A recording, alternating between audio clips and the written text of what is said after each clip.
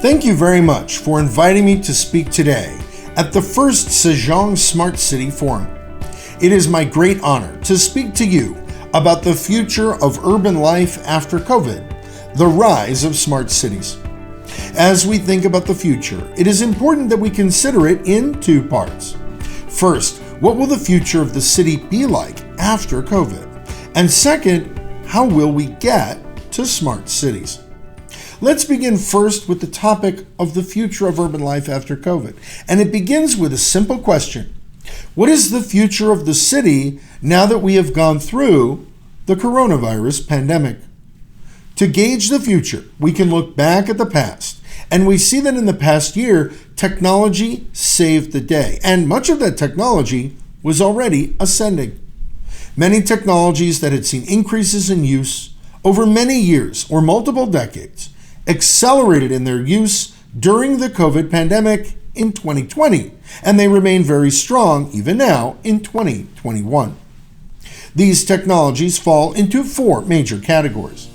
First is remote work. Second is online education. Third is e-commerce, and fourth is telehealth. These four technologies really helped individuals and economies survive and in some ways thrive despite the challenges of pandemic. Every country experienced the developments in these three areas a little bit differently. But these four areas are critical for thinking about the future of urban life. And as Sejong is the pilot city for the Smart City program in Korea, it's important to consider these four areas and how they have already impacted people's lives in ways that may remain permanent fixtures of urban life and the future of smart cities. First, if we consider the remote work dynamic, it is important to see that the percentage of workers globally that worked remotely was significant. Allow me to cite data from the United States on this, not just because I am from the United States, but because the United States has published a lot of data on this topic.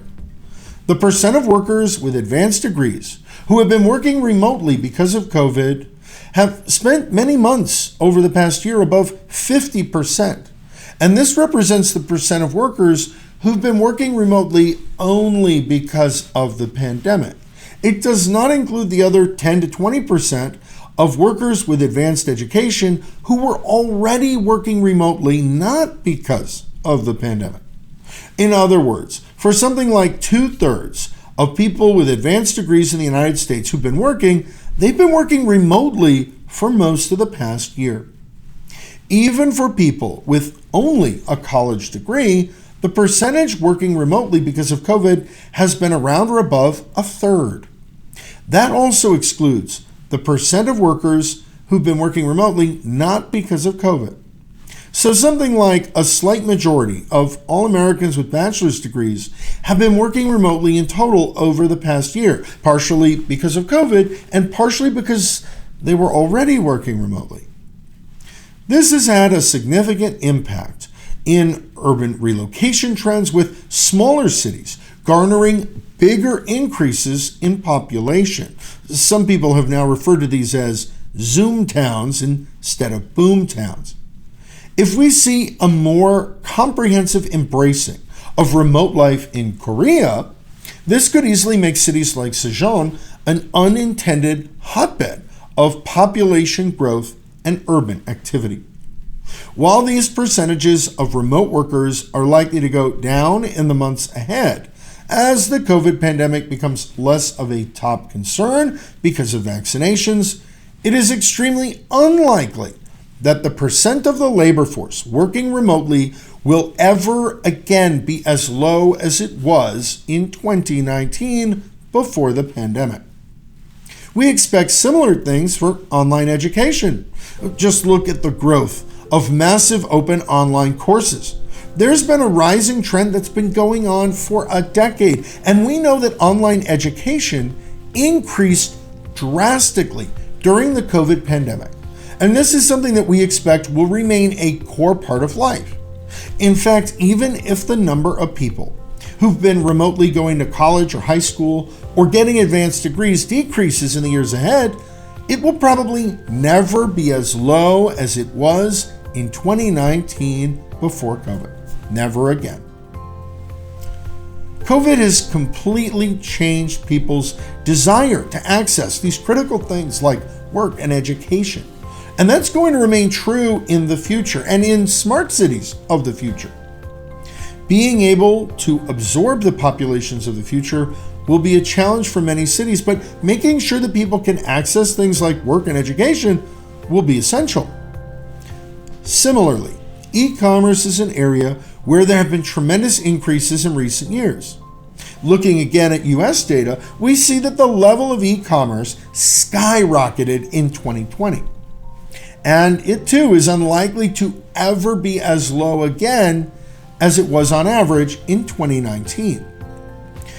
Even though there has been a slight decrease in the dollar value of e-commerce in the third quarter and fourth quarter of 2020 compared to the second quarter of 2020, the levels are likely to remain near the all-time highs and eclipse the 2020 records in the very near future. E-commerce is likely to remain permanently high, and that's likely to remain true for most economies around the world. As we think about the future of smart cities, a big piece of that is going to be making sure people can get what they need. Not just that they can work or be educated, but that they can get the physical goods they need to survive and to live. And this element of remote life is also likely to be a permanent fixture. The same thing is true, by the way, for telemedicine and telehealth as well. There has been a telehealth trend that had been slowly rising and is now likely to remain permanently high. Because of the ability to access all of these services, and in the case of e-commerce goods remotely, cities may be able to support more people. And that's a good thing, because part of the reason smart cities will become important is because of the increased number of people who may come to live in those cities and cities of all sizes. Sejong is not the biggest city in Korea, but Sejong is looking at this challenge, and it's important for every city to be looking at this challenge, because even though people may not move to the biggest cities in the future as readily as they did in the past, and some of that's because of COVID, people will still probably be moving to cities of some size. And if they move to smaller cities like Sejong in a large number, that could have a very rapid and significant impact on infrastructure. This is where smart cities could be critical, because the real estate prices in the biggest cities of most countries in the world are usually the most expensive. But if people want those amenities of cities, and they want on-demand services and conveniences and safety of being in cities, well, they're still probably going to move somewhere. And if they do, their destination cities will need to be able to absorb them. This brings me to the second part of my talk, which is focused on the rise of smart cities and thinking about what the challenges are. And this brings me to the second question of my talk, which is, what does the acceleration toward remote life and technological convenience mean for integrating technologies to foster the development of smart cities? In other words, all of this remote life that we've seen be rapidly adopted during and after COVID, what's that going to mean for smart cities? Well, before we go and dig too deeply on that, I'd like to share how the Futurist Institute defines smart cities. We define smart cities as cities that approach the challenges of the decades ahead with a futurist perspective, leveraging technology and data to improve and optimize resource allocation, infrastructure, and economic activity. So there are a few elements here that I think are really important. And as Sejong pushes forward as Korea's pilot smart city, it's important to keep in mind that the smart city piece isn't just about the technology, and it isn't just about the data, it isn't just about resources, it isn't just about infrastructure and government economics. It's about all of that stuff together. And this confluence of factors is what makes the development of smart cities both a complicated and simultaneously critical challenge. Part of the challenge is tied to demographic factors that are at play here and that are insurmountable.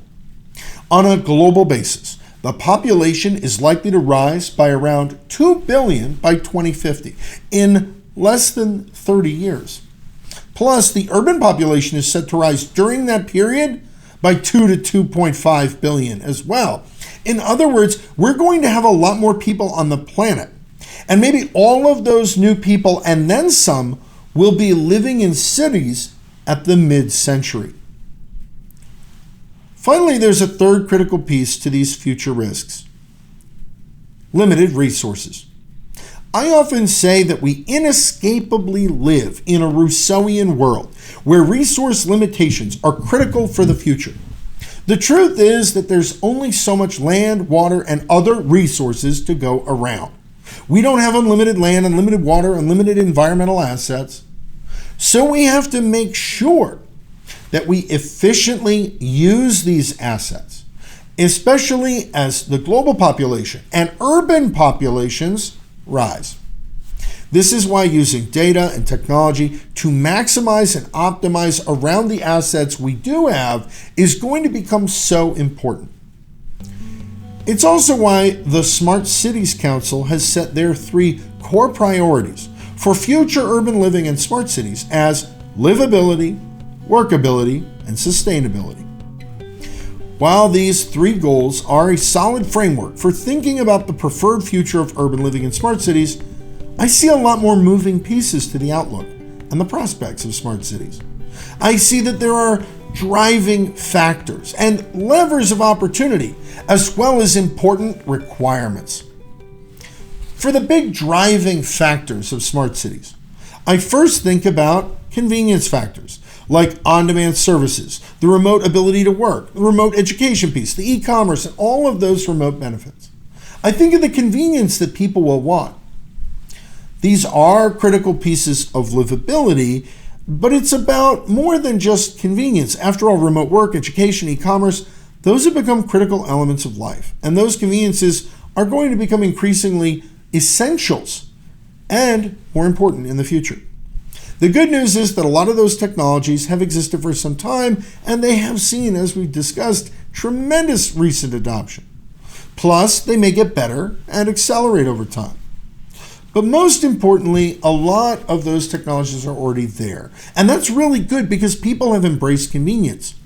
Without that technological acceptance, without that affinity and recognition of the value of convenience, smart cities will have a tougher time gaining support and acceptance.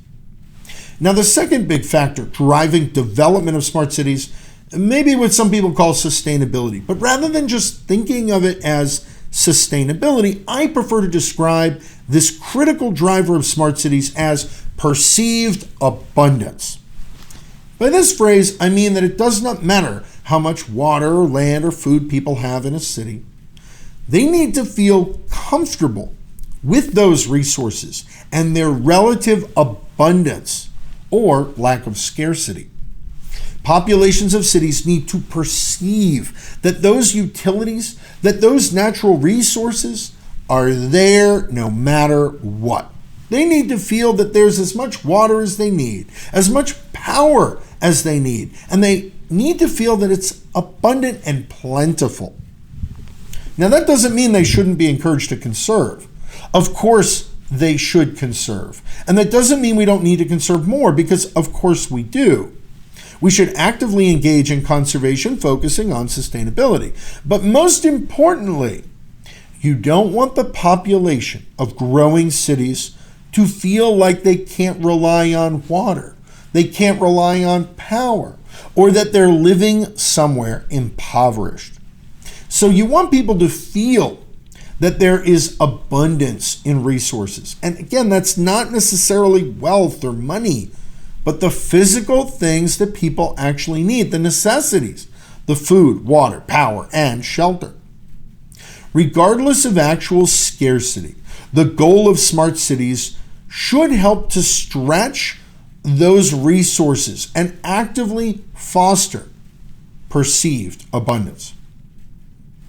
Finally, there's a third driving factor, which I think is also very important, and that's safety. This includes everything from feeling there's food safety, there's water safety, and there's available shelter, and the people have enough places to live, but it's also about cybersecurity. After all, we've got all this data, we've got all this technology of smart cities, and people also need to feel safe around that. Plus, there are also contactless technologies. Especially in the wake of COVID, those are going to become more important. There are a lot of different safety pieces in there, but they all matter. While I know some people just invoke the 3 elements of the Smart City Council to define the future as livability, workability, sustainability, I believe there's a lot more at play here for the future of cities. And while I think of the priorities and the driving factors of smart city development as convenience, perceived abundance, and safety, we also need to talk about the levers of opportunity that can get us there. I mean, what levers and technologies can help us take cities to smart cities? In my opinion, there are a few different kinds of levers of opportunity worthy of discussion. And the first thing really is data. Now we have the ability now to collect and analyze data to a level that has previously just never existed in our history. From storage to processing power and emerging AI, let alone future AI and IoT, that data is going to help us derive value and insights in order to make good decisions that inform smart city operations. That also includes, of course, data access to things like open data platforms. That's going to play an important role in smart cities. But so will a culture of data, which I'll talk about in a minute and which is also critical for smart city development. There are other important levers of opportunity as well, other technological necessities that are going to be critical levers and conditio sine qua non of smart city development. These include especially automation and self-driving vehicles. These will be absolutely critical, not just for the abundance and the convenience factors of smart cities, but for managing just the sheer volume of people who may be moving to cities against a backdrop of limited infrastructure, with needs to track and influence traffic patterns and allocate limited infrastructure in ways more efficient than most current infrastructure and road systems can. This is something we're probably only going to achieve when we get to a much more sophisticated AI system and automated fleet vehicles. When we get to those self-driving vehicles and automation technologies, we'll be wedding those physical technologies with AI and all the data that feeds into AI. Beyond the transport infrastructure, we're also going to need to lever data and opportunity with smart utilities and resource allocations. This is where we're going to need to have a very ecological and energy efficient optimized mindset and a way of approaching resource utilization that is going to address risks of limited supplies while engendering perceived resource abundance and security. But this is going to be a potentially Herculean challenge that will require some significant investments. We're going to see that data presents some of the opportunity for us to do more with the assets than that we already have. We already have the assets, we can do more with them with data. But there will also be some significant financial investments, especially for some cities with older infrastructure. That will be required. Finally, there is a lever of opportunity, something I've already talked extensively about, so I'm not going to talk too much about it here. It's this remote life and how everyone is moving towards a more remote environment. The acceptance and embracing of remote life will be a cornerstone element of smart cities. And fortunately, we're largely there or on our way in many respects. As part and parcel of the future of smart cities, we do, however, need to discuss the important requirements that get us there. I've already talked about some of these, but the most important requirements don't necessarily require as much money as you would think. There are things that do require financial investments like infrastructure And those investments depend very much on the age of a city and the age of the infrastructure. But some of the most important requirements are political will and societal acceptance. When it comes to smart city development and societal or strategic requirements, for example, I see embracing technology as a critical requirement. Fortunately, in the wake of COVID, people seem more willing to embrace technology than ever before. I know Sejong has the youngest average population of any city in Korea, and that's going to be a big positive. It's also true that coming out of COVID-19, despite the horrific nature of the pandemic, embracing technology and remote life is something that's already widespread, and it will be helpful for pushing smart city development.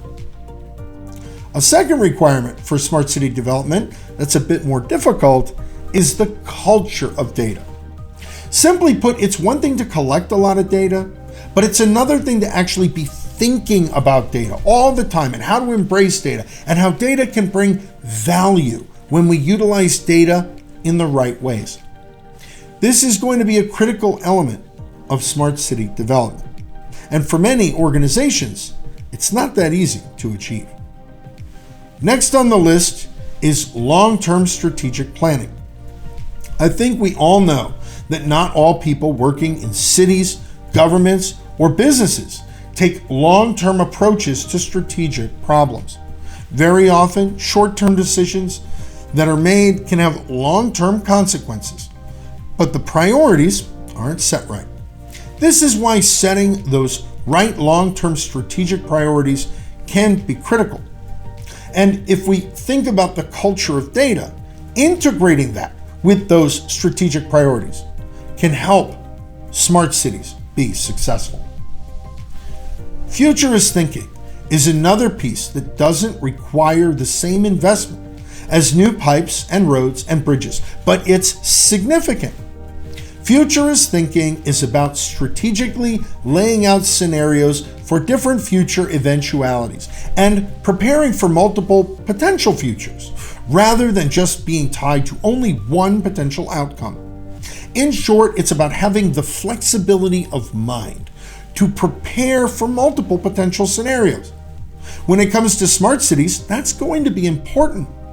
After all, you don't want the people working on planning the future tied to just one potential future. Technologies will expand and accelerate.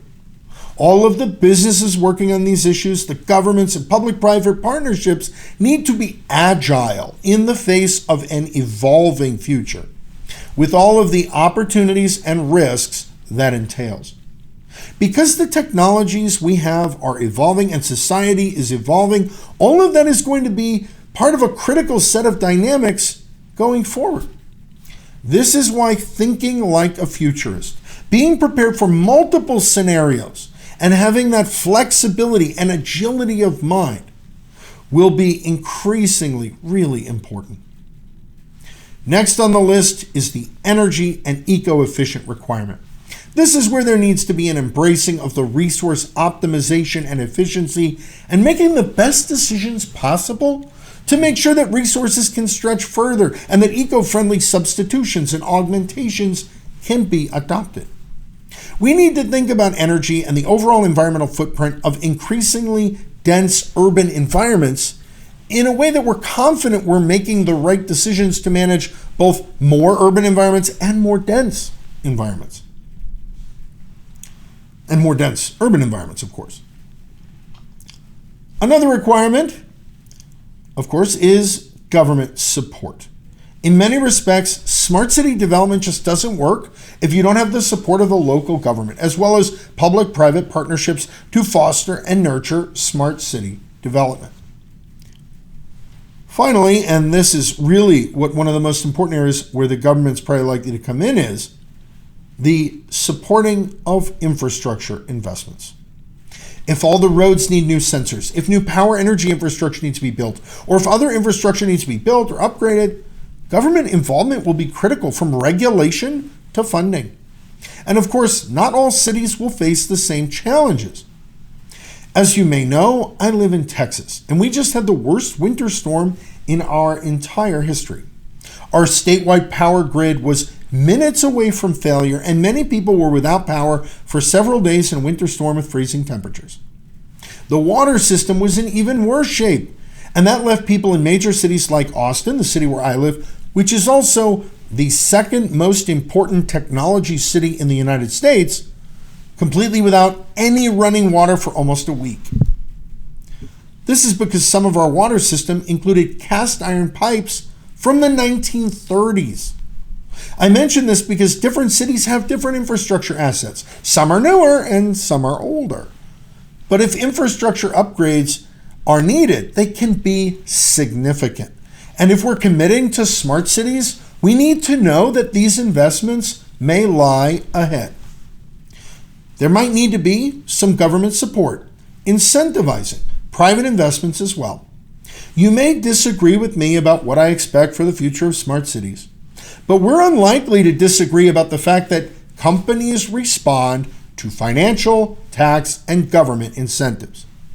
As such, if a certain outcome is desired, there needs to be some incentive for that outcome to happen, and there needs to be an acceptance of trade-offs that are accepted along the way to the intended goal, in this case, smart cities.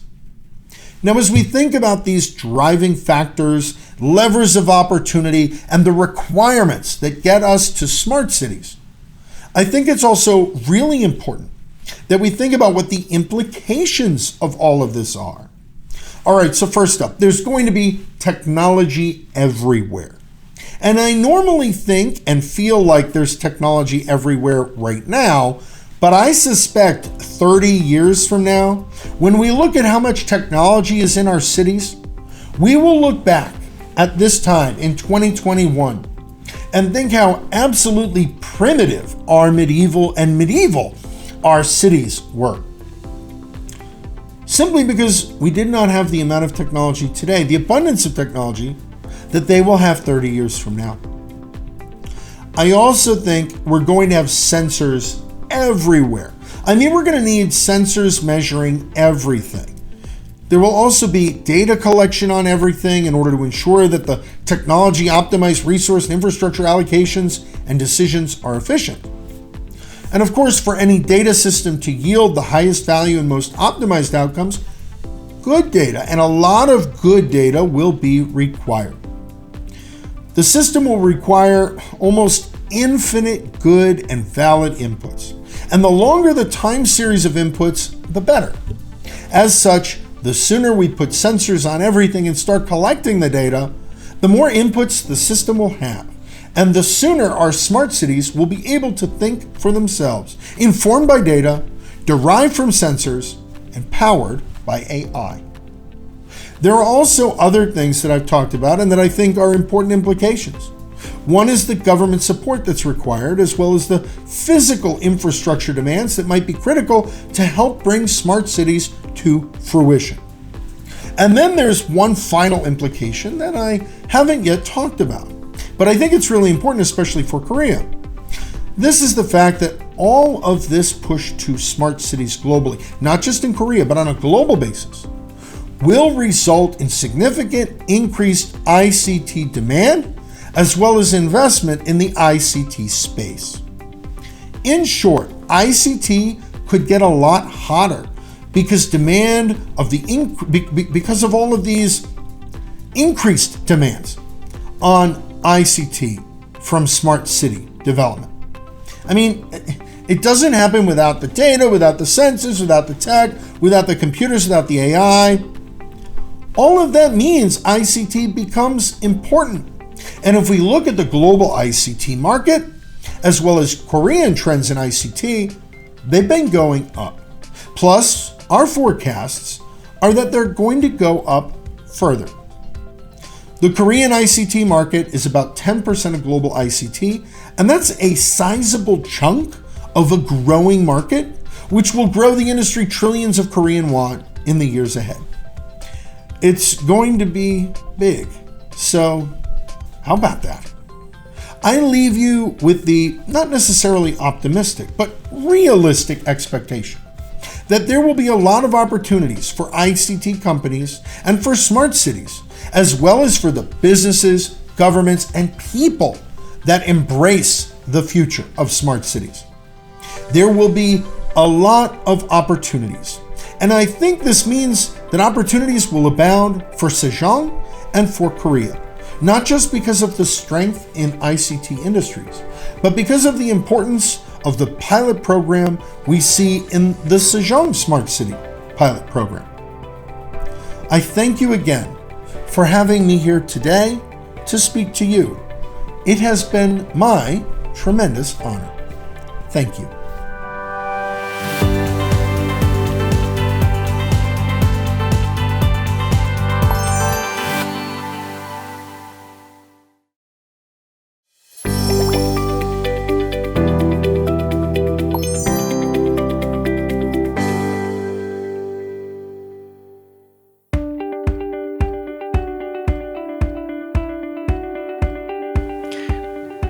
안녕하세요. 카이스트 바이오민 뇌공학과 정재승입니다. 이런 자리를 통해서 만나 뵙게 돼서 굉장히 반갑습니다. 저는 오늘 이 자리에 뇌를 연구하는 학자가 아니라 세종 스마트시티, 그 중에서도 국가 시범 도시의 마스터 플래너로 이 자리에 서게 됐습니다. 잘 아시다시피 우리나라는 스마트시티라는 이름으로 테크놀로지가 시민들의 행복을 위해서 기여할 수 있는 새로운 미래 도시를 지금 추진해 오고 있고요. 국가 시범 도시라는 이름으로 세종은 이 미래 도시를 가장 최전선에서 실험하는 공간을 마련해 놓고 있습니다. 저는 되게 기쁘고 영광스럽게도 그 도시의 마스터 플랜을 만들어 왔는데요. 여러분들께 앞으로 미래 도시를 실험하기 위해서 스마트시티 국가 시범 도시에서는 어떤 일이 벌어지고 앞으로 우리의 미래 도시를 머릿속으로 상상해보고 여러분들도 적극적으로 참여하면서 행복하게 도시 생활을 할 수 있는 그런 기회를 함께 만들기 위해서 이 자리에 서고 여러분들께 소개를 드리려고 합니다.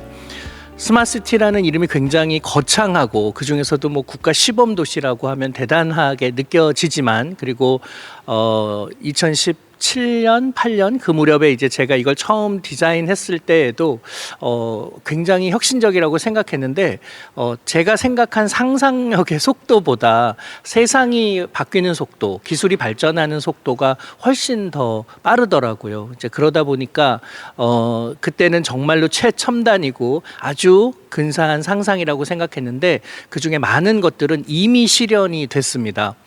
예를 들면 어느 지역은 차 없는 그런 구역을 만들어서 누구나 다양한 탈 것들, 전동 퀵보드를 타기도 하고 세그웨이를 타기도 하고 1인용 차, 2인용 차, 뭐 이제 이런 것들이 우리의 일상을 도와주는, 그래서 몸무게가 70kg인 한 사람이 이동하는데 2톤이 넘는 자동차 자가용을 움직이는 이런 어리석고 에너지를 많이 쓰고 불편한 이런 것들을 좀 없애보자라는 생각을 했는데, 그 사이에 전 세계는 차 없는 도시 구역을 굉장히 흔하게 광범위하게 만들어 놓아서 우리가 전동 퀵보드로 일상을 생활하는 그런 젊은이들을 굉장히 많이 보게 됐고요. 그 덕분에 그 황사 같은 미세먼지 이런 것들이 굉장히 심각한 문제였는데 그걸 해결하기 위해서 자동차도 줄이고 공기를 좀 더 깨끗하게 정화하려는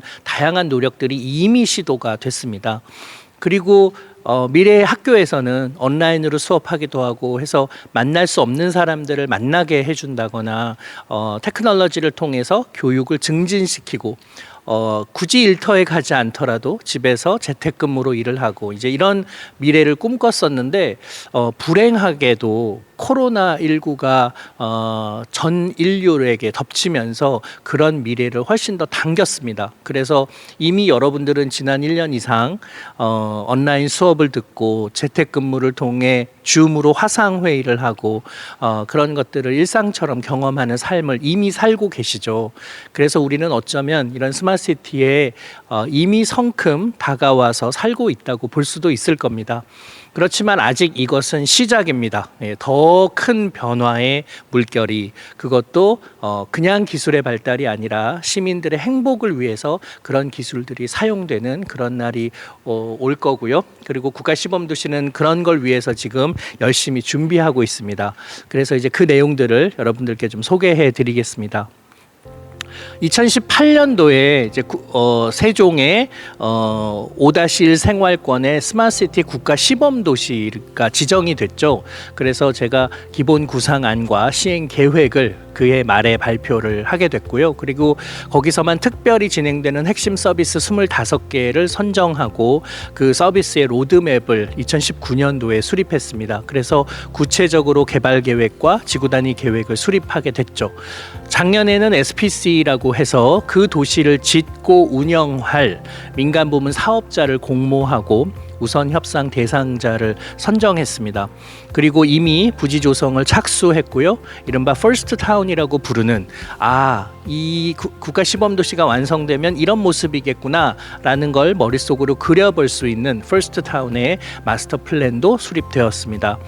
올해는 SPC 우선 협상 대상 기업과 논의를 해서요. 사업 법인을 설립하고 혁신 서비스, 데이터 운용, 또 도시공간 계획 설계를 착수할 예정이고요. 바라기는 2023년에 첫 주민이 입주를 하고 2024년부터 이 도시가 사실상 제대로 된 도시로서의 기능을 수행할 수 있도록 하는 것이 저희의 목표입니다.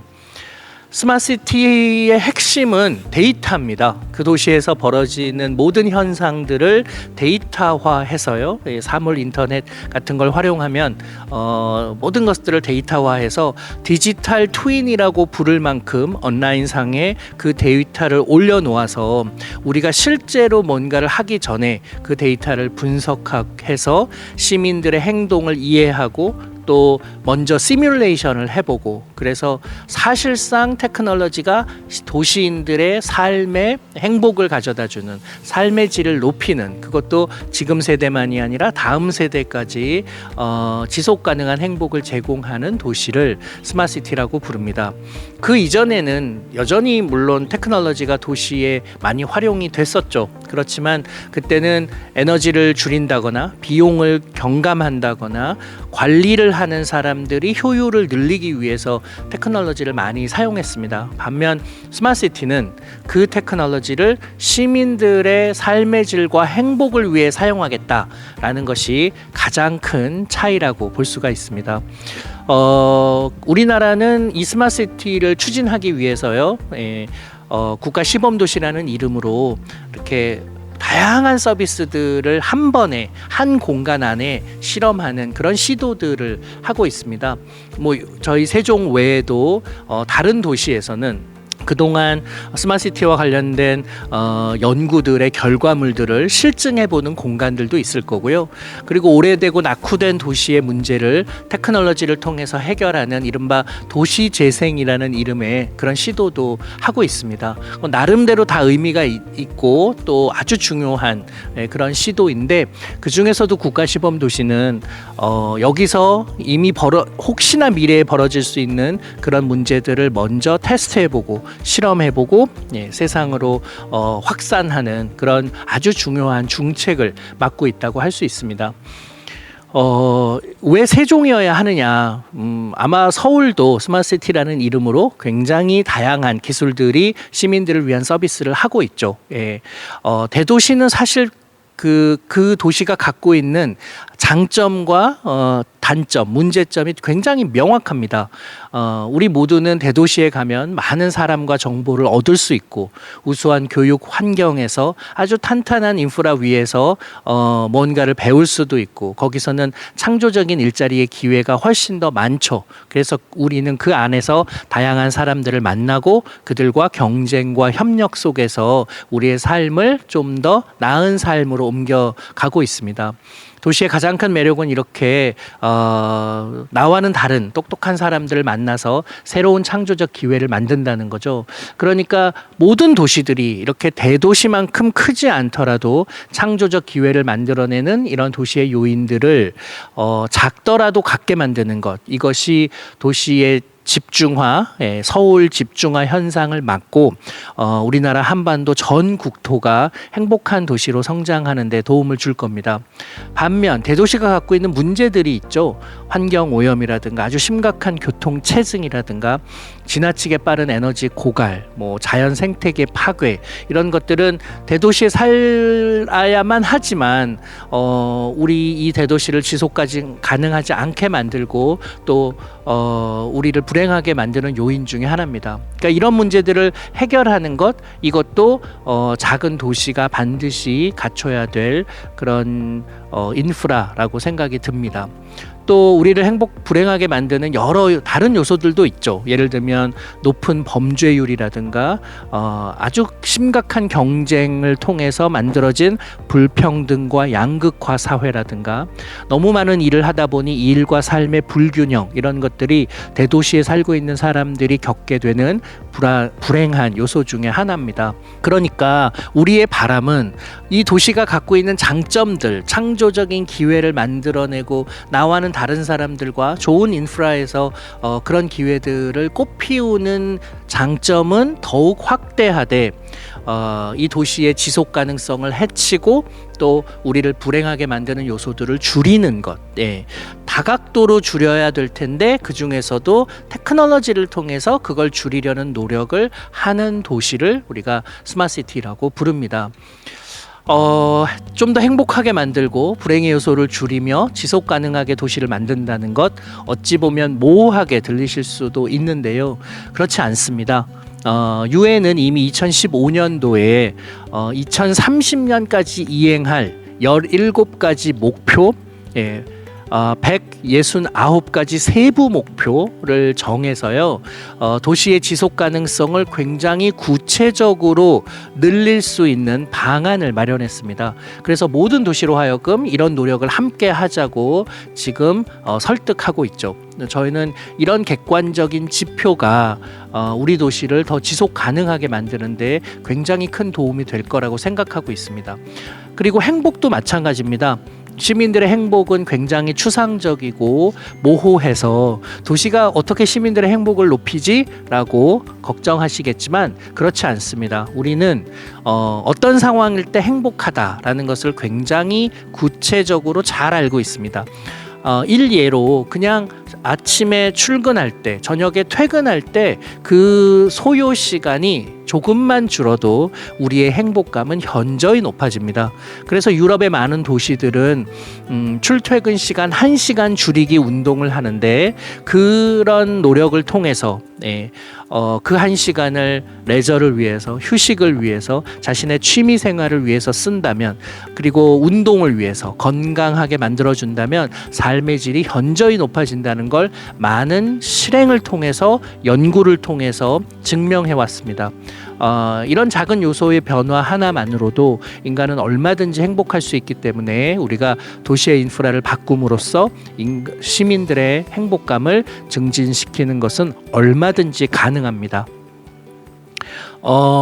모든 도시가 갖고 있는 문제만이 아니라 이것은 세종에 있기 때문에 세종의 행정중심 복합도시의 문제를 해결하는 것도 굉장히 중요하죠. 세종은 아주 매력적인 도시이고 장점이 많습니다만 세종만이 갖고 있는 또 문제들도 있죠. 예를 들면 행정 중심의 도시이다 보니까 공무원 수가 굉장히 많아서 도시가 굉장히 획일화되어 있는, 그래서 좀 심심하기도 하고요. 다양한 사람들이 모여서 창조적 역량을 증가시키는 그런 노력들은 좀 부족한 반면에 가구당 인원수가 다른 도시들보다는 사실은 좀 많고요. 전체적으로 평균 연령도 낮은 편입니다. 그래서 이 도시가 갖고 있는 장점은 살리고 단점은 좀 극복하는 그런 노력들이 필요한 거죠. 한마디로 국가시범도시 세종은 시민의 행복은 높이고 창조적 기회를 제공하면서 지속 가능한 다음 세대에게도 이 행복과 삶의 질을 제공할 수 있는 지속 가능한 플랫폼으로서의 도시를 지향하고 있습니다. 이렇게 생각하면은 굉장히 테크놀로지 중심의 도시겠구나. 거기 가면은 완전히 뭐 여기저기 테크놀로지가 덕지덕지 붙어 있어서 내가 늘 테크놀로지를 경험하는 도시겠구나. 테크놀로지가 무서운 나는 살기가 힘들겠는걸. 거기는 아마 테크노피아일 거야라고 생각하시겠지만 사실은 정반대입니다. 예. 미래 도시는 오히려 테크놀로지가 보이지 않는 도시가 될 것입니다. 왜냐하면 인간은 테크놀로지가 그렇게 드러나 있는 도시에서는 긴장하고 행복하지 않고 그 테크놀로지에 익숙하지 않은 사람들은 소외되기 때문에 진정한 의미의 삶의 질을 높이는 도시가 되기 어렵습니다. 그러면 어떻게 해야 되느냐? 오히려 친자연적이고 굉장히 인간 중심적이고 사람들이 아날로그적으로 생활하지만 그래서 생기는 불편함들을 스마트 테크놀로지를 통해서 보이지 않게 밑에서 문제를 해결해 주기 때문에 실제로 경험하는 사람들은 여기에 테크놀로지가 있는지도 잘 모르는 그런 도시가 진짜로 매력적인 미래 도시라고 생각합니다. 그래서 국가시범 도시는 테크노피아가 아니라 어쩌면 탈물질주의, 라이프 스타일을 중시하고 일과 삶의 균형을 더 중시하고 인간 중심이고 친환경적인 그런 공간을 만들려고 하고 있습니다. 예를 들면 이런 거죠. 도시에 공원들이 많다면 너무너무 좋겠죠. 그 공원에서 책을 읽을 수도 있고 굳이 커피숍에 가지 않아도 공원에 둘러 앉아서 사람들과 대화를 나눌 수 있을 겁니다. 근데 도시에 공원을 많이 짓는 것은 위험한 일이기도 합니다. 밤에는 그 지역이 우범 지역이 될 테니까요. 그러면 어떻게 도시가 친환경적인 또 자연적인 공원들로 가득 차 있으면서도 밤에 우범 지역이 되지 않게 하려면 어떻게 해야 되느냐? 스마트 치안 기술을 잘 적절히 사용하면 그걸 이룰 수도 있습니다. 그렇게 되면 우리가 눈에 보이지 않고 눈에 보이는 건 아주 친자연적인 공원이지만 테크놀로지는 밑에 가려져 있어서 우리가 편리하게 그 공간을 사용할 수가 있는 거죠. 모든 데이터를 전부 중앙화되어 있어서 내 데이터를 이 도시에게 줘야 되는 거 아니야? 라고 걱정하실 수 있는데요. 그렇지 않습니다.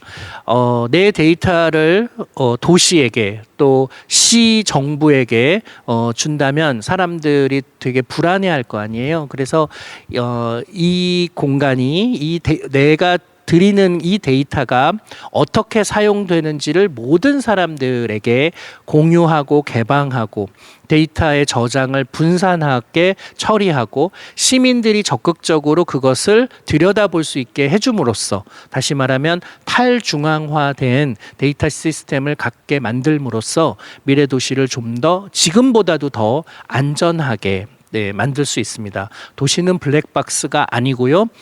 시 정부는 빅브라더가 아닙니다. 그렇게 되기 위해서 미래 도시를 만드는 게 무엇보다도 중요하다고 생각을 했습니다. 스마트 테크놀로지는 그것을 거들 뿐입니다.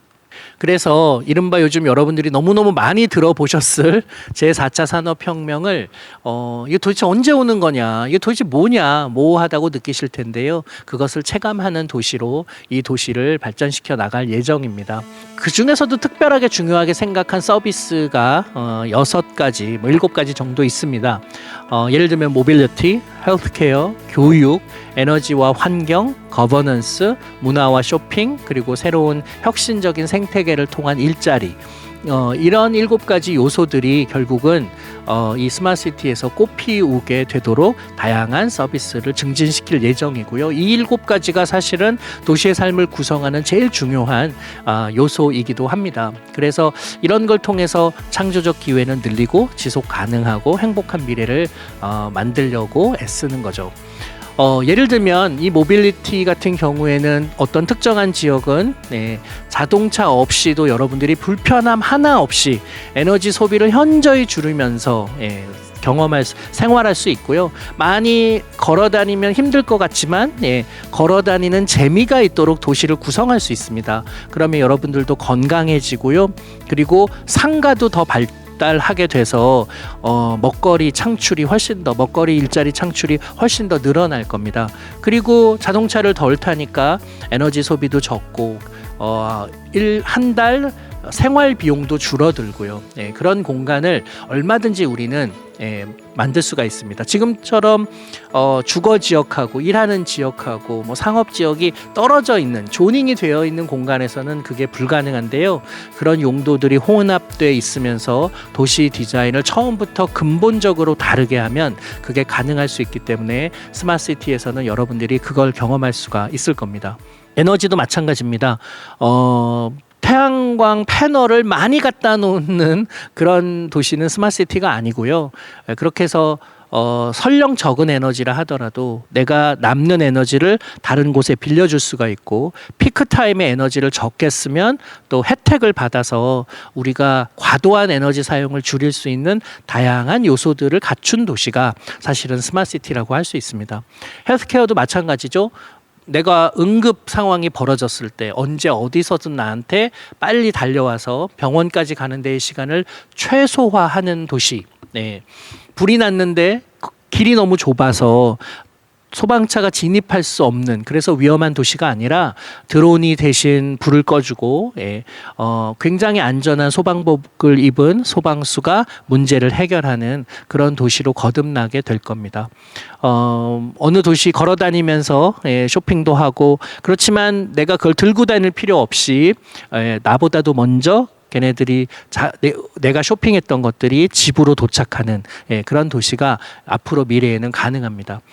이런 도시를 만들기 위해서 사실은 어느 하나의 서비스를 넣는 게 중요한 게 아니라요, 근본적으로 도시의 플랫폼을, 틀을, 프레임을, 제도와 규범을 바꾸는 것이 무엇보다 중요합니다. 그래서 이 개인 데이터를 적절히 사용할 수 있는 법을 만들고요, 그 데이터를 올려놓을 수 있는 인프라를 잘 갖추고요, 도시 통합 데이터를 통해서 인공지능이 실제로 시민들을 위한 서비스에 적용될 수 있도록 도시를 디자인하는 게 중요하고요. 그렇게 시민들로부터 얻은 데이터를 온라인상에 올려놓아서 디지털 트윈이라고 부를 만큼 그 가상의 공간을 시민들이 적극적으로 사용할 수 있도록 해드리는 거 너무너무 중요하고요. 세종은 우리 시민들만의 도시가 아니라 전 세계인들이 와서 이 공간이 갖고 있는 장점들을 활용하고 우리나라 기업들과 서로 시너지를 내면서 경쟁하고 협업하는 그런 도시를 만들려고 준비하고 있습니다. 세종 스마트시티 국가시범도시에서 한마디로 가장 중요한 요소가 뭐냐라고 물어보신다면 데이터와 인공지능 그리고 블록체인이 될 것 같습니다. 시민들로부터 얻은 데이터를 잘 관찰하면 시민들이 어떤 생활을 하고 계신지를 알 수 있고요. 그 데이터를 인공지능으로 분석해서 여러분들이 굳이 어떤 특정한 서비스를 요구하지 않더라도 알아서 맞춤형으로 여러분들에게 그런 서비스가 제공될 수 있습니다.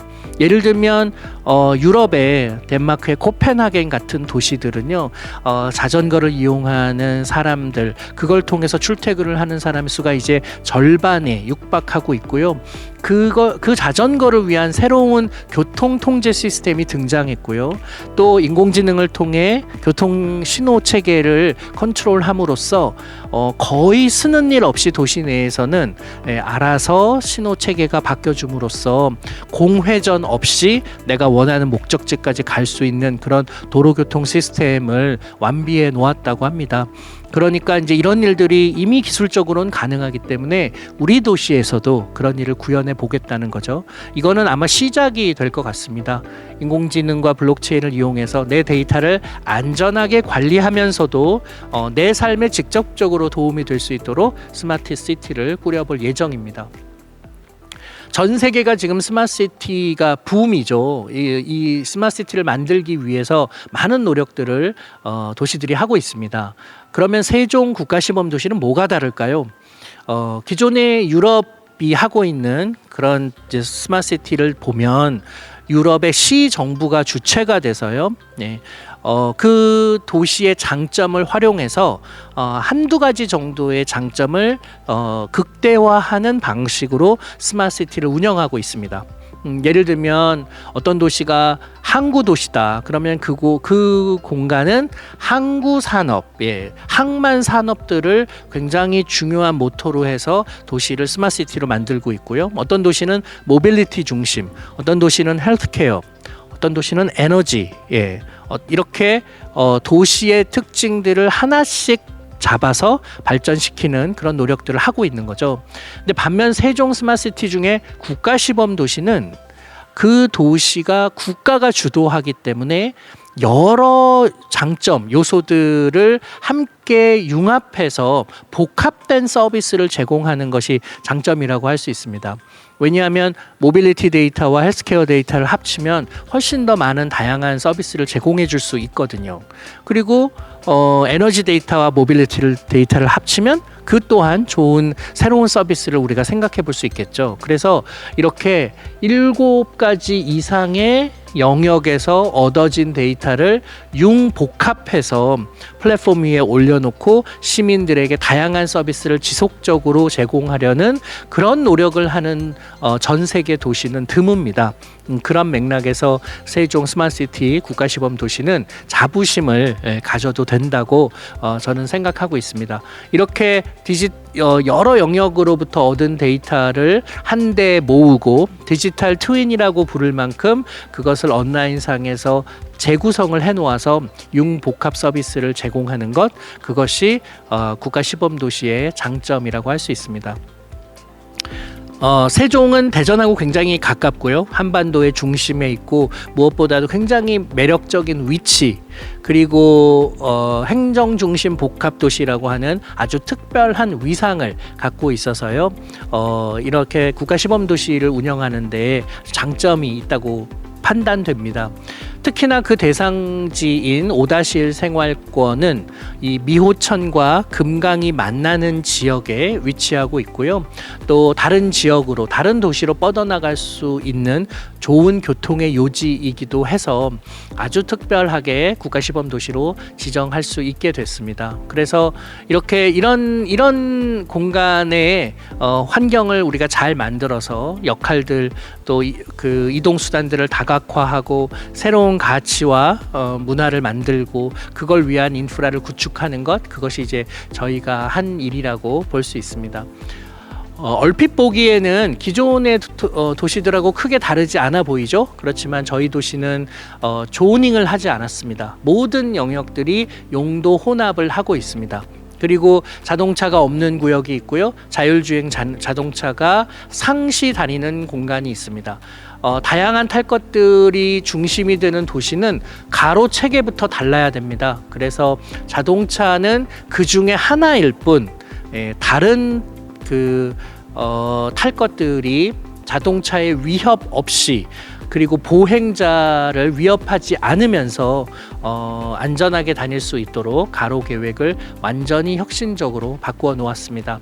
무엇보다도 스마트 도시법, 스마트 도시 특별법, 규제 샌드박스가 우리가 다른 도시에서는 할 수 없었던 새로운 시도를 할 수 있도록 만들어주고 있습니다.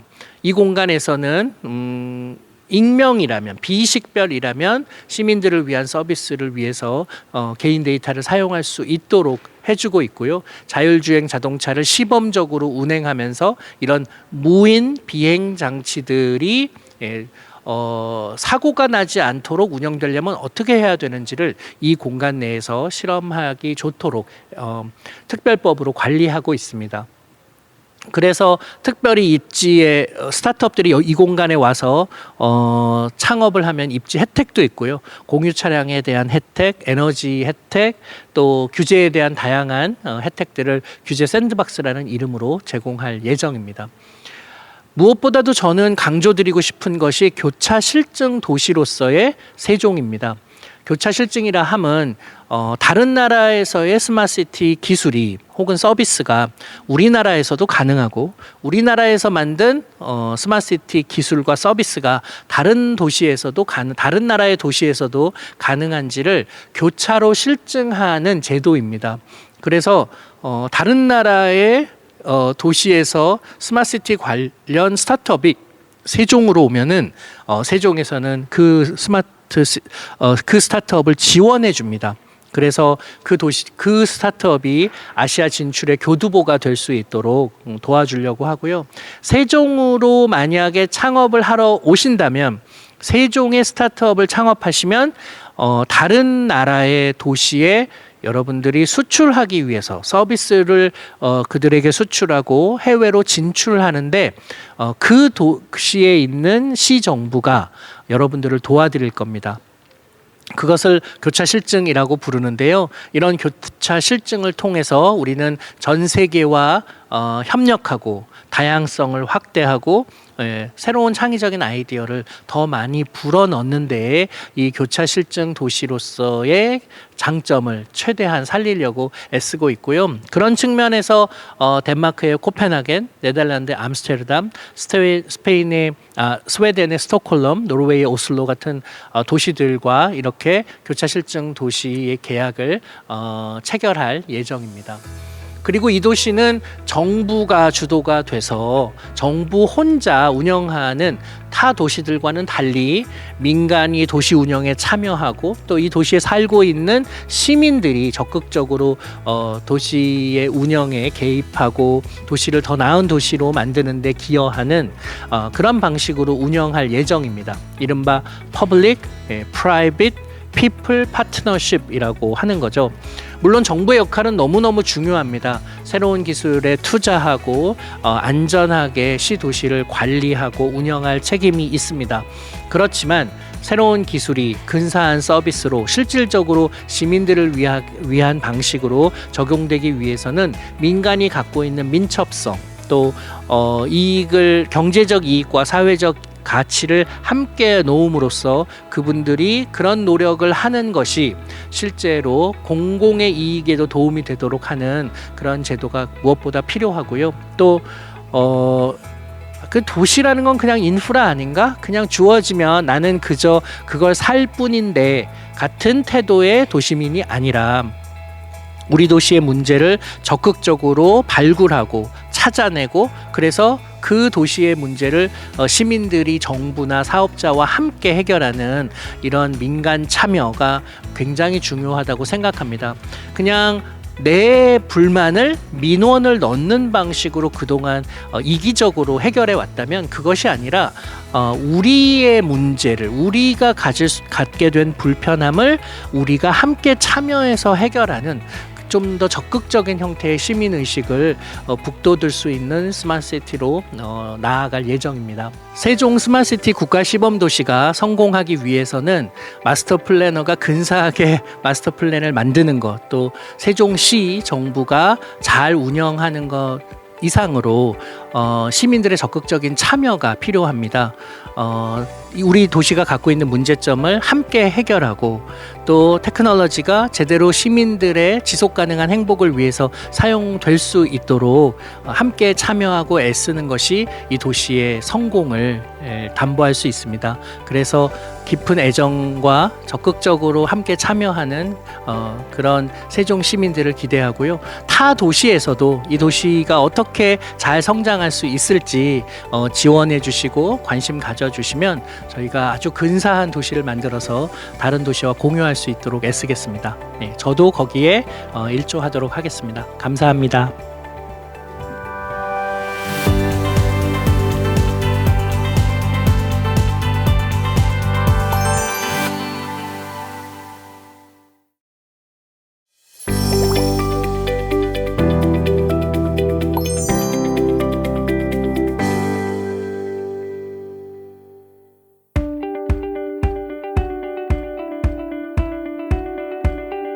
안녕하세요. 여러분 반갑습니다. 저는 세종특별자치시장 이춘입니다.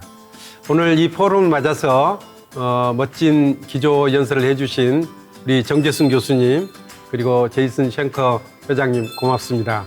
오늘 두 분을 모시고 스마트시티의 현재와 그리고 미래에 대해서 여러 가지 얘기를 나눠보는 좋은 시간을 갖도록 하겠습니다. 먼저 오늘 세종 스마트시티 국가시범도시 프로젝트를 맡아서 여러 가지로 좀 많은 수고를 해주신 우리 정재순 교수님 반갑습니다. 네, 안녕하세요. 네. 예, 오늘 이렇게 참여해 주셔서 고맙습니다.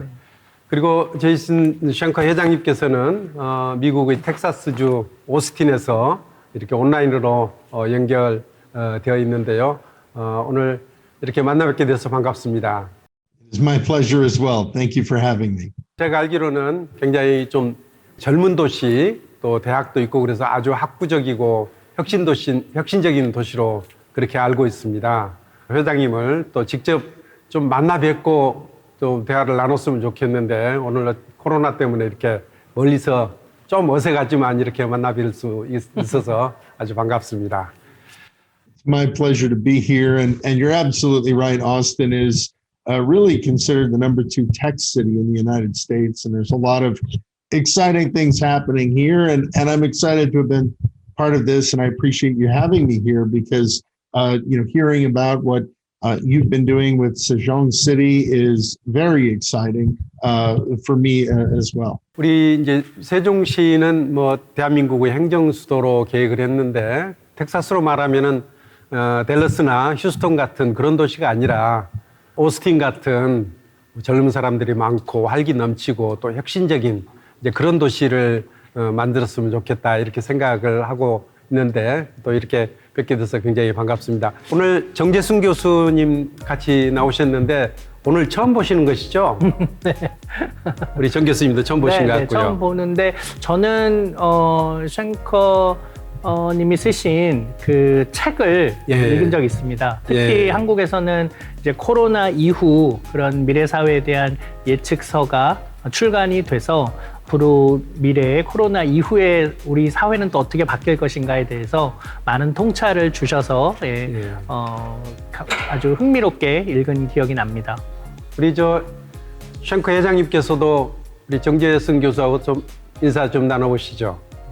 Yes, hello, Professor Shang. Yes, I'm familiar with your work, and I think this is really exciting. What you've been doing with the Sejong Smart City. It's also both innovative and fascinating that the Smart City's master planner is a brain scientist. So I think this is absolutely fascinating, and I think that you working with Mayor Lee, who's got that urban planning background, really shows how when you take experts and put them together, you can use expertise to really make big leaps forward. It's very exciting. 경영 전문가 또 뇌과학자 뭐 저처럼 또 도시행정을 전문으로 하는 사람 이렇게 만나 뵀는데 뭐 굉장히 재밌는 자리가 될 것 같습니다. 오늘 이제 두 분 강의를 해주셨고 또 오늘 귀한 시간을 내주셨는데 제가 오늘 우리 세종 시민을 대신해서 이번 포럼에 함께 주신 여러분들을 또 대신해서 또 몇 가지 질문을 드리도록 하겠습니다. 우리 정재순 교수님께 먼저 질문을 드릴까 하는데 우선 이제 아주 기본적이고 아주 근본적인 뭐 그런 질문을 먼저 좀 드리는 게 어떨까 싶은데요. 근데 스마트 시티라는 게 뭐 많은 사람들이 얘기를 하고 있고 또 그렇기도 하지만 또 전문가들에게는 아주 익숙한 그런 개념이지만 일반 시민들한테 스마트 시티가 뭔가 보면은 정확하게 얘기를 하는 사람 많지는 않은 것 같아요. 그래서 아직도 스마트 시티라는 개념이 낯설고 좀 어렵게 느껴지는데 좀 쉽게 풀어서 한번 좀 설명을 해주시면 어떨까 싶은 생각입니다.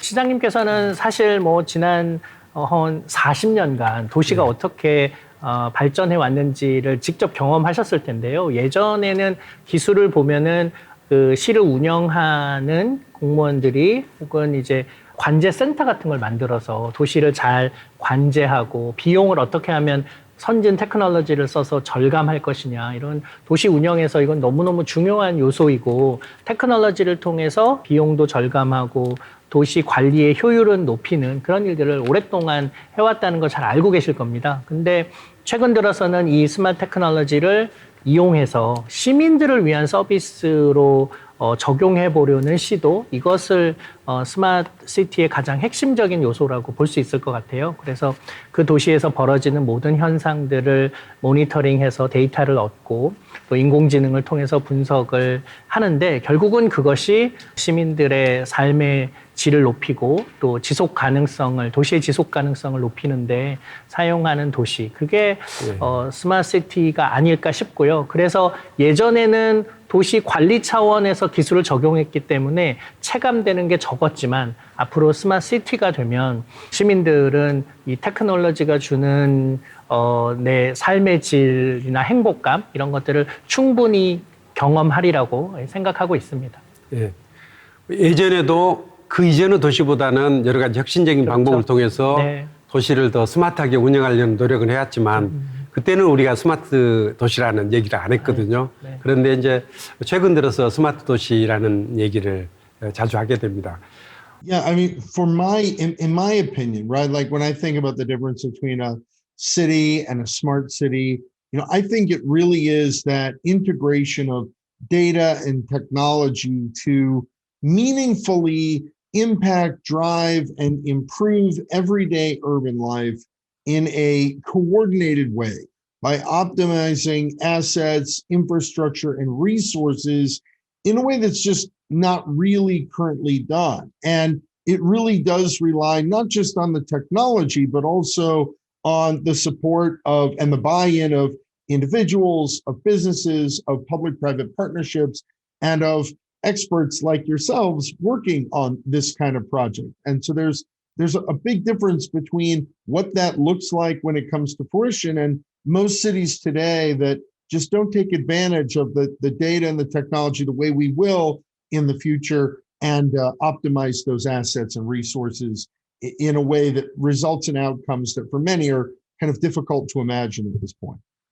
제이슨 생커 회장님께서는 이제 아무래도 경영 전문가의 시각에서 또 기술 혁신, 최근에 이제 4차 산업 혁명으로 좀 얘기되고 있는 소위 이제 데이터, 네트워크, AI 이런 그 기술적인 것을 바탕으로 해서 혁신이 이루어지는 그런 도시를 좀 말씀하고 계시는 것 같은데 저는 이제 이게 이제 시민들의 시각에서 봤을 때 이제 기술 혁신과 또 시민들의 생각에서 봤을 때는 기술 혁신이 우리 생활에 어떠한 변화를 좀 불러일으킬 것인가 하는 그러니까 좀 기술 혁신과 어찌 보면은 또 시민들의 도시 문제를 어떻게 해결할 것인가에 관한 공공성, 기술 혁신과 공공성의 문제를 어떻게 좀 잘 조화시킬 것인가 하는 부분에 대해서도 좋은 의견이 있으실 것 같은데 한 말씀 해주시면 좋겠습니다. Well, this is a great question, right? And the truth is that the smart city doesn't happen if just government's involved, and it doesn't happen if just the private sector's involved, and it doesn't happen if just individuals want it to happen. It's really got to be a collaboration and a coordination by all of those vested parties, by the government providing various kinds of support and incentives and helping to set the priorities and clearing the way for the regulations that help everything come together. But there also need to be incentives for businesses to be involved, and individuals need to feel that it's moving in the right direction, and they need to want and embrace current technologies. Without all of that, it just doesn't come to fruition. And so there are a lot of different parties that I see carrying water here, helping to make it happen. And of course, this is going to be critical, not just for Sejong, but for all the cities that are grappling with the challenges of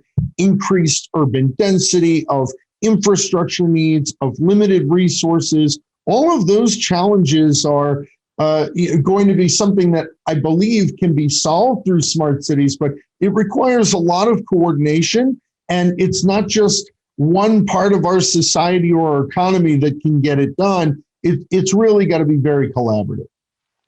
우리 이제 싱커 회장님께서는 우리 공공 부분과 민간 부분이 서로 협업을 해가면서 다양한 분야에서 서로 협력을 해 나갈 때 스마트 시티가 성공적으로 될 수 있다 하는 그런 말씀을 해주신 것 같습니다.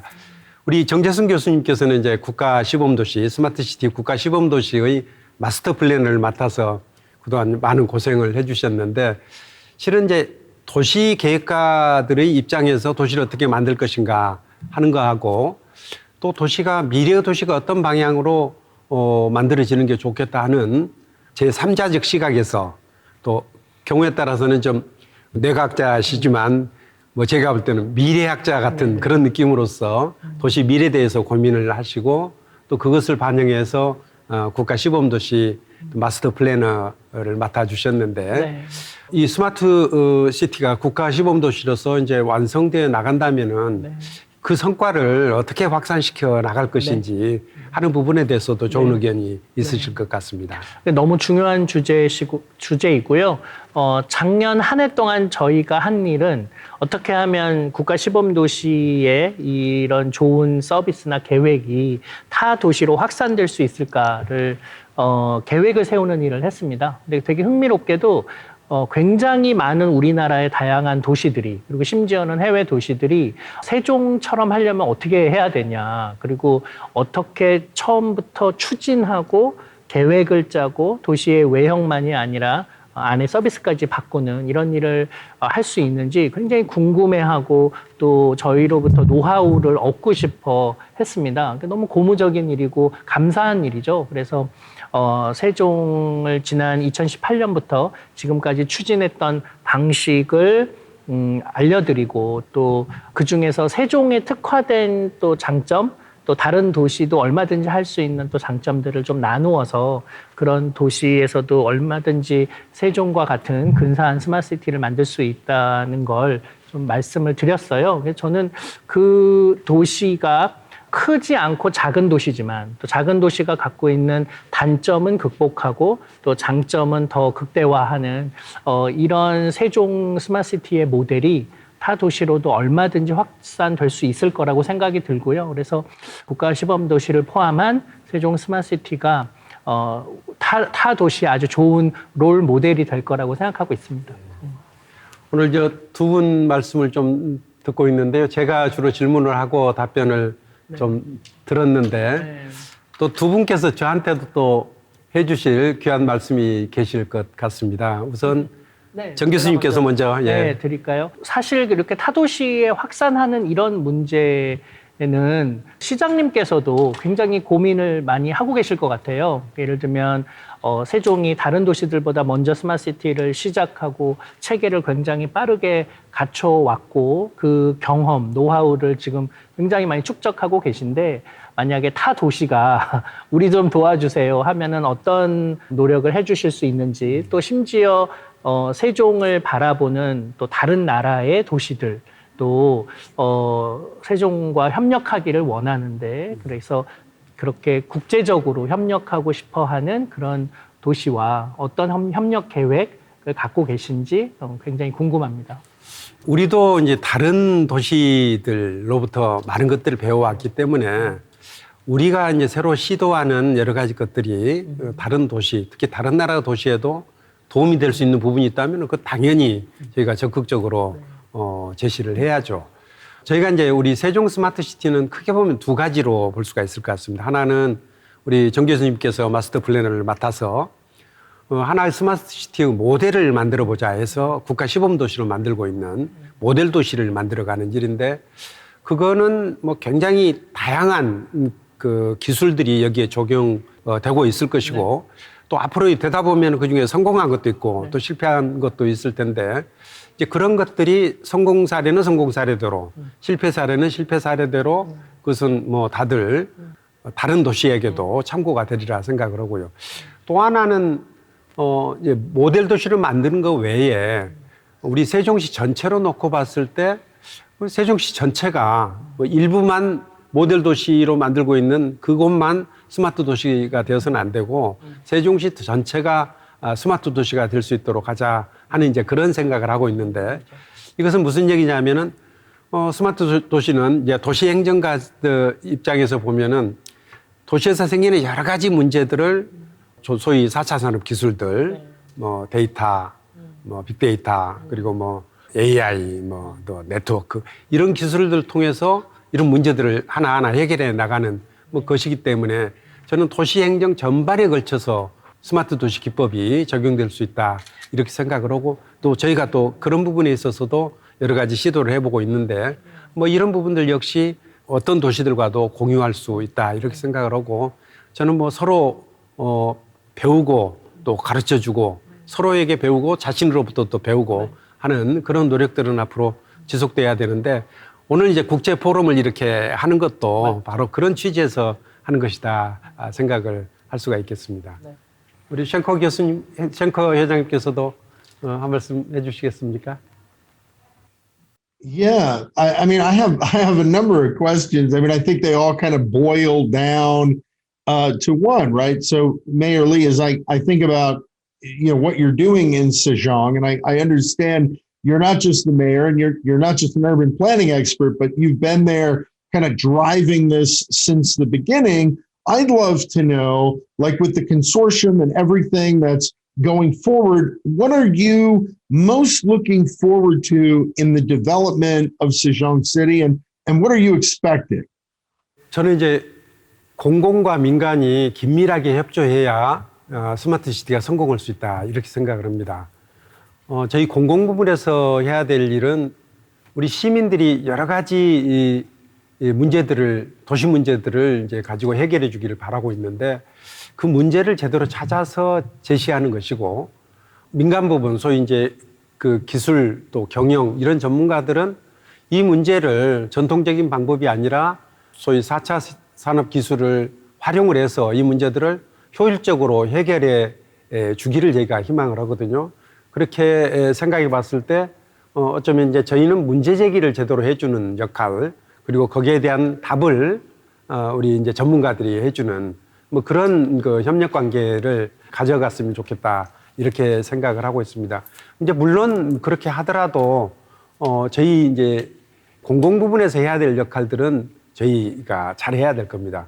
민간 부분은 민간 부분대로 창의적인 기술을 어떻게 적절하게 적용할 것인가 가지고 많은 노력을 해야 될 것이고 우리 공공 부분은 공공 부분이 가지고 있는 해야 될 역할들이 있을 텐데 그것을 어떻게 잘할 것인가 하는 그런 생각입니다.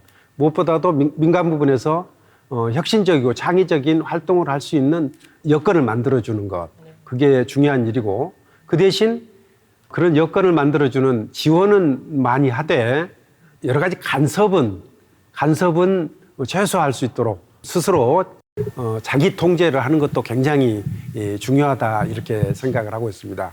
그래서 공공 부분과 민간 부분이 긴밀하게 협력은 하되 서로의 영역을 좀 존중해 주는 뭐 그런 노력들을 하는 것들이 굉장히 중요한 일이다 이렇게 생각을 합니다. 자칫하면은 공공 부분이 지나치게 역할을 많이 하게 되면은 민간 부분의 창의성을 해칠 가능성이 있기 때문에 그 부분에 대해서는 좀 최대한 좀 자제를 하는 노력이 공공 부분에서 필요하다 이렇게 생각을 하고 있습니다. 얘기가 좀 상당히 깊이 있게 이렇게 진행이 되고 있는 것 같아서 아마 좀 들으시는 분들 또 참여하시는 분들도 굉장히 재미있게 받아들일 거라고 생각을 합니다. 좀 얘기를 좀 바꿔서요. 네. 저희가 아까 이제 스마트 시티 국가 시범도시 얘기를 했는데 제가 볼 때는 뭐 제가 규제를 덜어내고 혁신적인 활동이 가능한 그런 공간으로 만들어 줄 수 있다는 점에서 스마트 시티 국가 시범도시가 가지고 있는 장점이 있다 이렇게 생각을 했는데 우리 마스터 플래너로서 역할을 하고 계시는 정 교수님께서는 스마트 시티로서의 세종이 가지고 있는 강점 이게 무엇이라고 생각하시는지 말씀을 해주셨으면 좋겠습니다. 우선 굉장히 중요한 요소가 그 입지인 것 같아요. 세종은 한반도의 굉장히 중심에 있고 주변에 대전이라든가 뭐 오송, 조치원, 천안 이 지역들이 굉장히 창의적인 인력들이 많이 모여 있고 산업단지들이 있어서 그 비즈니스 벨트를 엮으면 창조적인 에너지가 굉장히 많이 나올 수 있는 그런 도시라는 생각이 들고요. 또 카이스트가 옆에 있어서 카이스트가 그 훌륭한 인재들이 서울에 가서 창업하지 않고 세종에 와서 스타트업을 만들고 자신의 창의적인 아이디어들을 구현할 수 있으면 굉장히 좋은 기업 도시로서 성장할 수도 있는 가능성을 가지고 있다고 생각이 들어요. 그런 점에 세종의 장점이고요. 또 행정 중심 도시이다 보니까 가버너스를 이런 테크놀로지를 통해서 시민들의 의견을 적극적으로 받아들이고 그걸 구현하고 그거를 테스트해 볼 수 있는 또 굉장히 좋은 도시이기도 하고요. 그래서 장점이 많은 도시여서 국가 시범 도시로도 지정이 됐고 또 스마트시티의 모범으로서도 세계가 좀 주목하고 있는 것 같습니다. 우리 세종 시민들 입장에서 보면은 그러한 이제 스타트업들 또 혁신 기업들이 우리 세종에 와서 시범 도시를 만들고 거기서 이제 다양한 경험들이 쌓여지고 또 성공적인 모델도 만들어지고 네. 이렇게 됐을 텐데 그렇게 되면 이제 우리 시민들 입장에서 봤을 때도 그런 기업들이 세종에 이제 정착해서 우리 세종시의 산업 생태계를 만드는 데도 좀 도움이 됐으면 좋겠다 맞습니다. 하는 이제 그런 생각을 가지고 있고 네. 또 한편으로는 스마트 시티라는 게 결국은 우리 이제 시민들에게 도움이 되어야 시민들은 스마트 시티가 어떤 장점이 있구나 하는 것을 느낄 수 있을 텐데 네. 그래서 좀 시민들에게는 좀 어렵게 느껴지고 있는 스마트 시티에 대한 네. 이해도를 높일 수 있도록 네. 하는 그런 방안, 네. 그러니까 어떻게 보면은 국민들에게 쉽게 설명해서 네. 국민들을 이해시키는 네. 홍보 방안에 관해서도 좀 좋은 아이디어가 있을 것 네. 같은데요. 아니 근데 저는 최근 들어서 진짜 시민들이 스마트시티에 대한 이해가 현저히 높아졌다는 거를 좀 느껴요. 예. 옛날에는 스마트시티가 뭔지를 설명하느라 되게 힘들고 테크놀로지가 도시에 어떤 도움이 되지? 뭐 이런 생각이 들었는데 요즘은 사실 뭐 전동 퀵포드를 타고 다닌다거나 자전거를 공유하는데 앱으로 그 서비스를 받는다거나 아니면 코로나 이후로는 뭐 재택근무를 하고 화상회의를 이렇게 온라인으로 하고 심지어는 온라인 수업도 듣고 하는 거에 되게 친숙해지고 익숙해지셨어요. 그래서 이미 저는 세종 시민들 상당수가 스마트시티에 살고 계시다고 생각이 들고요. 근데 저는 이거는 시작에 불과하다라고 생각이 들고 진짜 시민들의 모든 도시 생활 자체를 모니터링해서 그거를 인공지능으로 더해서 서비스를 만든다면은 진짜 살갑게 느껴지는 그런 서비스들을 훨씬 더 많이 세종 시민들이 경험하실 것 같고요. 그러면 뭐 제가 많이 홍보하고 설명드리지 않고 그냥 피부로 야 정말 이제 도시에 사니까 이런 일까지 가능하구나 이렇게 느끼실 것 같습니다. 예를 들자면은 우리 시에 그 공유 자전거가 한 3,000대 정도가 있습니다. 재작년에 이제 이 공유 자전거를 이용하는 건수가 58만 건이었는데 58만 건. 작년도에 자전거 숫자가 늘어나지 않았는데도 이게 이용자가 122만 건으로 늘었습니다. 2배 이상이 늘었는데 왜 이렇게 늘었을까 이렇게 원인을 분석해 보니까 저희가 빅데이터를 활용해 가지고 어느 시간대에 자전거를 어디에 배치해야 될 것인가 하는 것을 이제 그 빅데이터 도움을 받아서 그 배치 방식을 바꿨거든요. 근데 그게 굉장히 큰 효과가 있었는데 우리 시민들이 볼 때는 그게 스마트 시티냐. 근데 그것도 스마트 시티 하나라고 볼 수 있다. 이렇게 생각을 할 수 있을 것 같습니다. 오늘 좀 여러 가지 말씀을 드렸는데 또 시간이 한정돼 있고 그래서 이제 마지막 좀 말씀을 드리고 오늘 대담을 좀 끝내고자 합니다. 마지막으로 드리고 싶은 질문은 저희가 이제 오늘 첫 번째 우리 스마트 시티 국제 포럼을 우리 세종시에서 하게 되는데 이렇게 하는 것은 우리가 스마트 시티 건설 과정에서 겪는 여러 가지 어려움들도 적극적으로 해소해 나갈 수 있는 지혜를 구하자는 그런 뜻도 있고 스마트 시티 건설 과정에서 쌓인 지식과 경험을 또 공유하자 하는 뭐 그런 뜻도 있을 것 같습니다.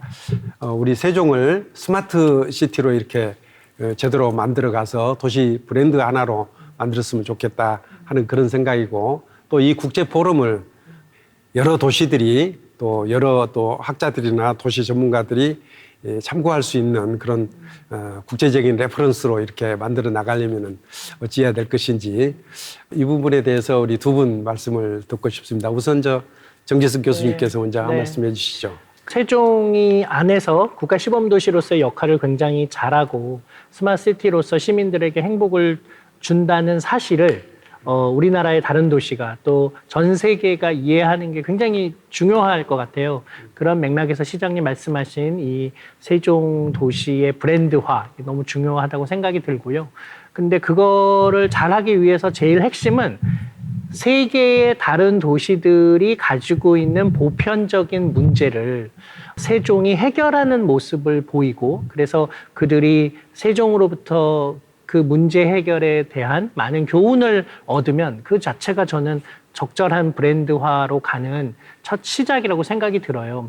세종은 그렇게 하기에 굉장히 좋은 입지들을 가지고 있고요. 예를 들면 특히나 지금 오다실 또 세종 전체를 관통하고 있는 금강과 미호천에는 굉장히 좋은 습지와 아름다운 자연들을 갖고 있는데 이거를 그냥 방치하거나 놔두는 게 아니라 스마트 테크놀로지를 통해서 들어가서 훼손하진 않지만 시민들이 그 안에서 어떤 일이 벌어지고 있는지를 이해하고 교육적으로 활용하고 또 그 자연의 혜택을 감상하는 이런 일들을 적극적으로 한다면 다른 도시에서도 이거 습지와 숲을 이렇게 이용하면 좋겠구나라고 생각할 것 같아요. 또 교육도 모든 도시들이 다 앓고 있는 어떻게 하면 아이들에게 창의적인 교육을 제공할 거냐, 입시 중심의 한 줄 세우기로부터 어떻게 벗어날 거냐 고민하고 있는데 세종이 선제적으로 아이들에게 창의적인 교육을 하는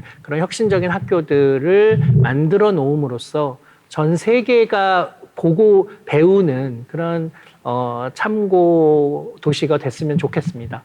네. 정 교수님께서는 아마 제게 이런 말씀을 하고 싶으신 것 같습니다. 우리 세종 스마트시티는 세종 시민의 문제를 해결하기 위해서 만드는 도시이기도 하지만 동시에 세계인들이 또 다른 도시에서도 똑같은 고민들을 하고 있을 텐데 그 대표적인 고민들 예를 들어서 환경이라든지 교육이라든지 이런 측면에서 좋은 우리가 해법을 마련할 수가 있다면은 그것은 다른 도시에도 또 경우에 따라서 그대로 적용할 수 있는 좋은 모델이 될 수 있지 않을까 하는 그런 말씀을 주신 것 같은데요. 명심해서 그리 되도록 하겠습니다. 다음은 우리 쉔커 회장님의 마무리 말씀을 듣도록 하겠습니다. You know, this is a tough one to go second on because I agree with a lot of what Professor Zhang just said. The truth is, the best thing you can do is build it and share it. Just, continuing to have that dialogue with other folks who are working towards these same goals. And that's the best thing you can do is focus on the development of the city. There's already been tremendous groundwork that you've been laying for a while here, and that there's plenty of runway here for this to continue to take off. So I would just really, again, to Professor Zhang's comments here, that's the best thing you can do is continue to build it. And the more you build on it, the more you share what you're doing, the more visibility that this project will have. And it really is something special that y'all are doing there. And I think that, continuing to hone the craft of the smart city and helping that development and sharing what you learn as well as, learning from others is really the best thing you can do. Just, continue to work on it. And that's, this isn't going to happen overnight, but the iterative process of moving forward might make this a quicker project than many are thinking. 예, 쉔커 회장님 고맙습니다. 교수는 이제 여러 가지 기술들을 잘 발전시켜 나가고 이 기술들을 이 도시 운영에 잘 적용을 해서 성공적인 모델을 만들어가는 것, 그게 첫 번째일 것이고 그것을 이제 다른 도시들과도 공유할 수 있도록 해서 서로 발전하는 데 도움이 되도록 하자 하는 그런 취지의 말씀으로 이해가 됩니다. 이제 두 분 바쁘신 시간을 내서 또 귀중한 지혜를 내주신 데 대해서 우선 고맙다는 말씀을 드리겠습니다. 저는 우리 이제 세종 스마트시티 국제 포럼이 앞으로도 계속해서 발전되어 나가야 될 텐데 저희 시가 이제 할 수 있다면은 좋은 역할을 해야 될 텐데 그 첫 번째는 세종 스마트시티를 성공적으로 좀 잘 발전시켜 나가는 것. 우선 그게 저는 기본이라고 생각을 하고 그리고 성공적으로 발전시켜 나가면서 그 대신 거기서 나오는 여러 가지 경험들 또 지식들 이것을 국제사회와 이렇게 공유하는 그런 노력을 앞으로도 계속을 하고 또 경우에 따라서는 우리가 국제사회에 도움을 줄 수 있는 부분도 있고 또 경우에 따라서는 오늘 쉔커 회장님께서 오늘 여러 가지 좋은 말씀을 해주셨듯이 또 국제사회로부터 우리 시가 또 배우고 그것을 스마트시티 건설 과정에 반영하는 그런 일들을 앞으로도 계속해 나가야 될 것으로 생각을 합니다. 올해는 아무래도 이제 이 코로나19라는 팬데믹 때문에 많은 사람들이 모여서 활발하게 의견을 주고받지를 못하고 원격으로 이렇게 대화를 나누게 됐습니다. 원격으로 나누기 때문에 좀 어색한 측면도 있지만 또 경우에 따라서는 그것 자체가 스마트 시티로 가는 하나의 좋은 사례가 아닌가 생각을 합니다. 오늘 바쁘신 중에도 시간을 내서 귀중한 지혜를 빌려주신 정재승 교수님 그리고 제이슨 쉔커 회장님께 다시 한번 고맙다는 인사를 드립니다. 고맙습니다. 금년도에 세종 스마트시티 국제포럼 첫 번째 포럼을 갖게 됩니다.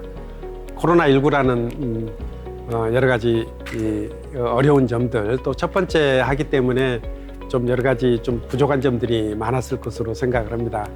그럼에도 불구하고 이렇게 오늘 기조 강연 또 대담 이렇게 해주셨고 또 많은 분들이 함께 해주신 데 대해서 고맙다는 말씀드립니다.